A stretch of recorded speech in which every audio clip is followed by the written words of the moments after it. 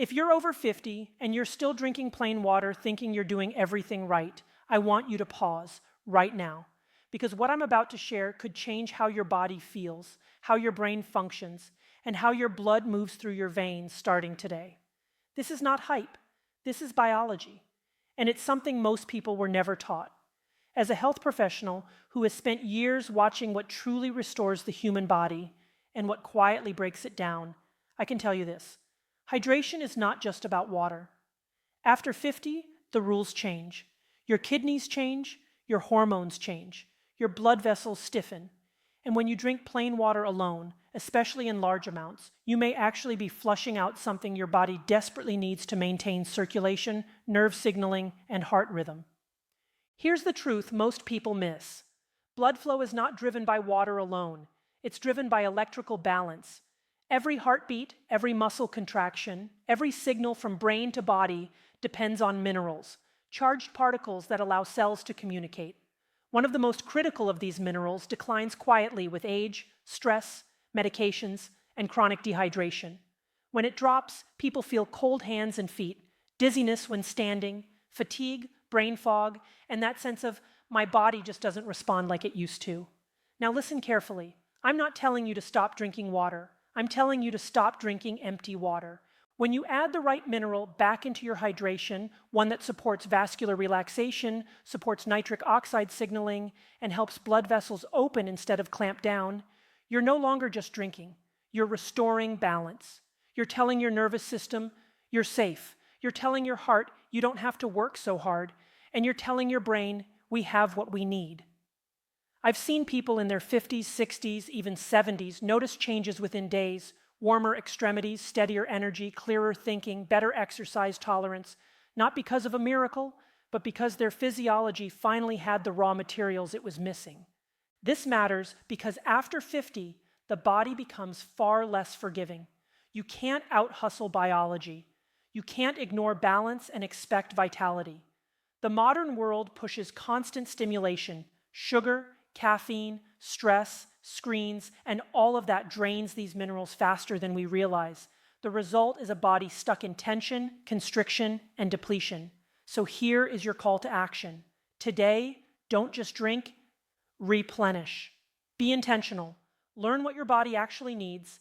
Talk to a qualified health professional, and stop assuming that more water automatically means better health. Small, precise changes create powerful downstream effects. And here's the climax I want you to remember. Aging is not a failure of willpower. It's often a failure of supply. When you give your body the right signals, the right balance, and the right support, it responds, sometimes dramatically. Blood flows, energy returns, and you stop feeling like you're fading when you were meant to be stabilizing into strength. Your body is not broken. It's asking quietly for what it needs. Start listening today. After the age of 50, hydration stops being a simple numbers game and becomes a matter of biological precision. For most of our younger years, the body is remarkably resilient. The kidneys conserve minerals efficiently, hormones regulate fluid balance smoothly, and blood vessels adapt quickly to changes in hydration. But with age, that resilience quietly diminishes. What once worked automatically now requires intentional support.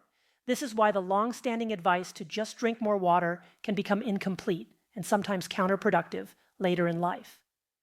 Plain water hydrates, yes, but it does not carry the electrical charge that human physiology depends on.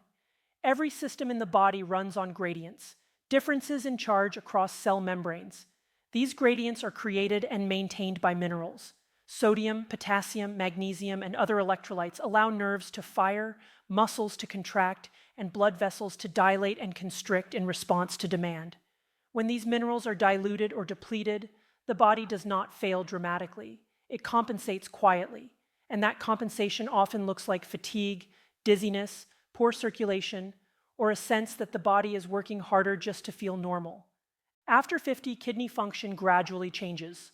The kidneys become less efficient at conserving electrolytes, especially under conditions of high fluid intake, stress, or medication use.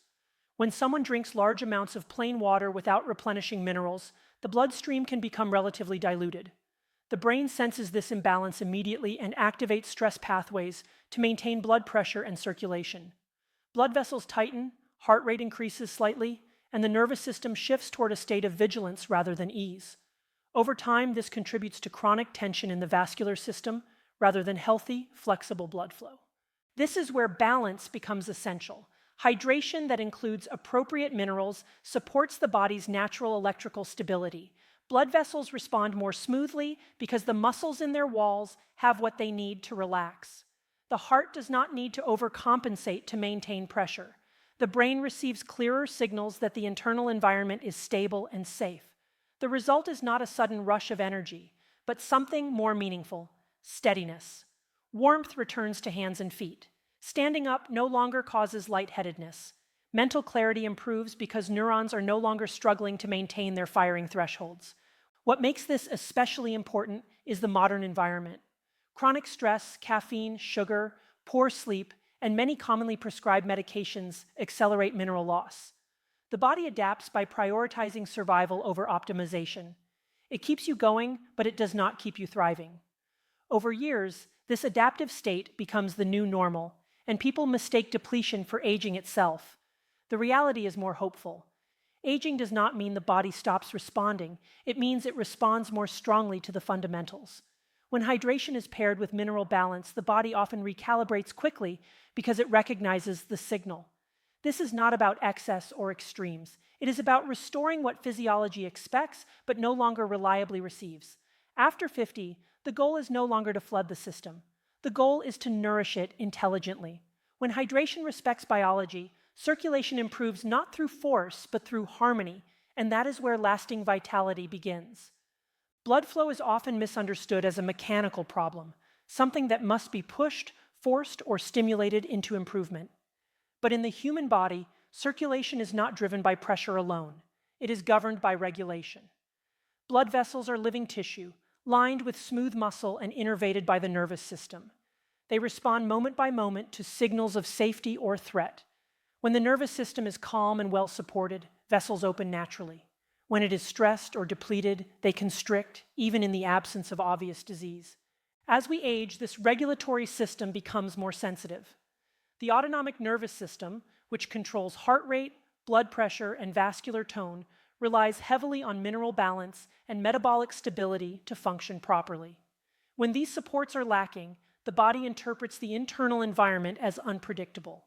In response, it prioritizes maintaining blood pressure at all costs. This often means tightening blood vessels and increasing baseline tension, a state that preserves survival but compromises circulation to the extremities and long-term cardiovascular efficiency. This is why simply trying to increase blood flow through stimulants, intense exercise, or aggressive interventions can backfire. Stimulants activate the sympathetic nervous system, the same system responsible for the fight-or-flight response. While this may temporarily increase heart rate or perceived energy, it often leads to greater vasoconstriction over time. The body learns to stay on guard. Blood vessels lose their ability to relax fully because the signals telling them it is safe to do so are inconsistent or absent. True vascular health emerges when the nervous system receives steady, reliable cues of balance. Minerals play a critical role here, not as supplements in isolation, but as foundational regulators of nerve signaling. Magnesium, for example, supports smooth muscle relaxation and dampens excessive stress responses. Sodium and potassium maintain the electrical gradients that allow nerves to communicate without misfiring. When these elements are present in appropriate proportions, the nervous system can downshift. Heart rate variability improves. Vascular tone becomes flexible rather than rigid. This flexibility is the hallmark of healthy blood flow. Flexible vessels can widen when muscles need oxygen and narrow when demand decreases, without dramatic swings in pressure. This adaptability reduces strain on the heart and improves oxygen delivery to tissues. Importantly, it also feeds back to the brain. The brain interprets smooth circulation as a sign that the environment, both internal and external, is stable. In response, it reduces baseline stress signaling. Over time, this creates a virtuous cycle. Improved regulation leads to better circulation, which further reinforces nervous system calm. People often notice subtle but meaningful changes: less tension in the body, improved tolerance for physical activity, fewer episodes of lightheadedness, and a greater sense of ease at rest. These are not dramatic spikes of performance, but markers of restored physiological trust. After 50, the body no longer responds well to being pushed. It responds to being supported. When we stop trying to force blood flow and instead focus on calming and stabilizing the systems that regulate it, circulation improves as a natural consequence. The goal is not intensity, but alignment. And when the nervous system feels safe, blood vessels follow. One of the most underestimated forces accelerating physical decline is not aging itself, but chronic stimulation. The modern environment keeps the nervous system in a near constant state of activation. Caffeine to wake up, sugar to push through fatigue, screens to distract from stress, and endless demands that prevent true rest. While these inputs feel normal, even necessary, they exact a quiet physiological cost. Over time, the body pays for stimulation with depletion. Stress is not just a psychological experience, it is a biochemical event. Each stress response shifts minerals out of cells, increases urinary excretion, and alters how the body distributes its internal resources. Magnesium, potassium, and sodium are lost more rapidly under stress, not because the body is careless, but because survival pathways are engaged. The body diverts resources to immediate function, sacrificing long-term balance. When this pattern repeats daily, the deficit becomes chronic. What makes this particularly important after 50 is that the margin for error narrows. Younger bodies can tolerate repeated losses and restore balance overnight. With age, replenishment becomes less efficient. Sleep becomes lighter, digestion changes, and hormonal rhythms flatten. The result is a body that is constantly catching up, never fully restoring its baseline. People begin to experience persistent fatigue, muscle tightness, irregular heart rhythms, or a sense of internal agitation that cannot be explained by external circumstances. Stimulants compound this problem. Caffeine, for example, increases alertness by blocking adenosine, a signal for rest. In doing so, it pushes the nervous system toward heightened output while increasing mineral excretion through the kidneys. Sugar produces rapid spikes in insulin and stress hormones, followed by crashes that further strain metabolic and mineral balance. Certain medications, while often necessary, can also alter electrolyte handling in subtle but significant ways. None of these factors operate in isolation. They accumulate. The body adapts to this environment by recalibrating what normal feels like. Tension becomes baseline. Shallow breathing replaces deep, restorative respiration. Blood vessels remain slightly constricted. The nervous system stays vigilant even at rest. Over time, this adaptive state is mistaken for aging, when in reality it is a state of chronic under-resourcing. What is often overlooked is how quickly the body can respond when depletion is addressed. Restoring foundational elements rather than adding more stimulation allows the nervous system to downshift. Mineral repletion sends a powerful signal of safety. Cells regain their electrical stability. Muscles relax without conscious effort. Sleep deepens because the brain no longer needs to remain on alert for internal imbalance. This shift does not require dramatic interventions. It requires a change in philosophy. Instead of asking how to get more energy out of the body, the better question becomes how to stop draining it unnecessarily. When stress is reduced and losses are replenished, the body often surprises us with its capacity to recover. After 50, resilience is no longer built through constant activation. It is built through restoration. When stimulation decreases and balance is restored, the body moves out of survival mode and back into regulation. And in that regulated state, vitality returns, not as a surge, but as a steady, sustainable presence. The human body does not divide itself into separate systems the way medicine often does. The brain and the heart, in particular, function as a deeply integrated unit, communicating constantly through electrical signals, hormones, and feedback loops that determine both physical and emotional states. When this connection is stable, people experience clarity, calm, and endurance. When it is disrupted, symptoms appear on both sides at once, changes in mood alongside changes in circulation, anxiety alongside palpitations, brain fog alongside fatigue. At the center of this connection is electrical signaling. Every thought, every emotion, every heartbeat depends on the movement of charged particles across cell membranes. These movements are made possible by minerals that maintain voltage gradients within neurons and cardiac cells. When these gradients are stable, the brain interprets the internal environment as predictable.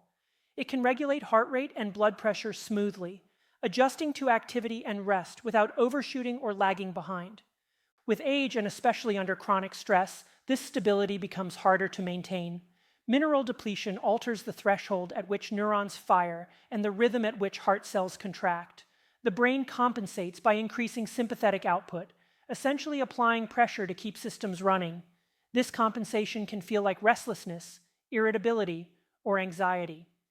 In the heart, it may feel like pounding, skipped beats, or reduced tolerance for exertion. These are not separate problems.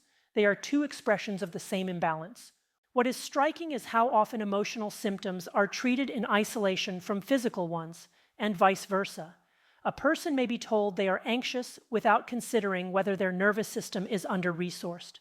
Another may be told they have poor circulation without examining the brain signals governing vascular tone. Yet the brain cannot calm a heart that lacks the electrical stability to respond, and the heart cannot support a brain that is constantly compensating for imbalance. When foundational support is restored, the shift can be profound. Adequate mineral availability allows neurons to fire with precision rather than urgency. Stress circuits quiet because they no longer need to maintain constant vigilance. Heart rhythm becomes more regular not because it is forced into compliance, but because the signals guiding it are coherent. People often describe this change not as excitement but as relief, a sense that their body is finally working with them rather than against them. This coherence also affects emotional resilience. When the brain-heart axis is stable, individuals tolerate stress more effectively. Challenges still register, but they do not overwhelm. Recovery from emotional strain becomes faster. This is not psychological suppression, it is physiological support. The brain can only regulate emotions to the degree that the body provides a stable platform for regulation. After 50, this integration becomes increasingly important. The body is less able to compensate indefinitely. Symptoms that once appeared transient become persistent. Yet this stage of life also offers an opportunity. Small improvements in foundational physiology can yield noticeable changes in both mood and physical capacity. Supporting the brain and heart together honors how the body actually functions. Health at this stage is not about isolating parts or chasing symptoms. It is about restoring communication. When the brain and heart are supported as a single system, stability returns, and with it, a quiet strength that extends beyond both physical and emotional well-being. After the age of 50, the body's response to intervention changes in a fundamental way. Earlier in life, large efforts often produce noticeable results. Intense workouts, aggressive dietary changes, or powerful stimulants can override imbalances for a time. But as the nervous system matures and adaptive reserves narrow, the body becomes less responsive to force and far more responsive to precision. Small targeted corrections at this stage can produce effects that feel disproportionate to the effort involved. This is because aging physiology operates closer to its thresholds. Systems that once had wide margins for error now require stability to function well. When a single foundational element is missing, the body reorganizes around that deficit, diverting energy and attention to compensate. The result is not collapse, but inefficiency. People feel like they are doing all the right things, yet getting diminishing returns. This is often interpreted as inevitable decline, when in reality it is a signal that a core requirement has gone unmet. When that requirement is restored, the body responds quickly because it recognizes the signal. Precision matters here. Adding the right support, rather than more stimulation, allows multiple systems to recalibrate at once. Circulation improves because vascular tone becomes more flexible. Energy stabilizes because cells can produce and use fuel efficiently. Sleep deepens because the nervous system no longer needs to remain on guard. These changes may appear subtle individually, but together they shift the baseline of how the body feels day to day. What makes this especially powerful after 50 is that the body has accumulated a lifetime of adaptive learning. It knows how to function efficiently, it simply lacks the conditions to do so. When those conditions are restored, the response can feel almost immediate. People often report that their body feels different in a way that is hard to articulate. Lighter, steadier, more cooperative. This is not reversal of aging, but optimization within it. Importantly, this approach respects the limits of the aging system. Rather than asking the body to perform beyond its capacity, it removes unnecessary obstacles. This reduces wear and tear. The heart works with less resistance. The brain expends less energy maintaining balance. Over time, this conservation translates into improved endurance and resilience, not through intensity, but through efficiency. There is also a psychological dimension to this shift. When people experience meaningful improvement from a small, intentional change, it restores trust in their body. That trust reduces anxiety and hypervigilance, which themselves place a physiological burden on the system. A calmer relationship with one's body reinforces the very regulation that supports health. After 50, health is no longer built by accumulating more interventions. It is built by removing friction and restoring essentials. Precision replaces excess. Support replaces force. When the body is given exactly what it needs, no more, no less, it often responds with a level of improvement that feels surprising. This is the quiet power of small biological corrections.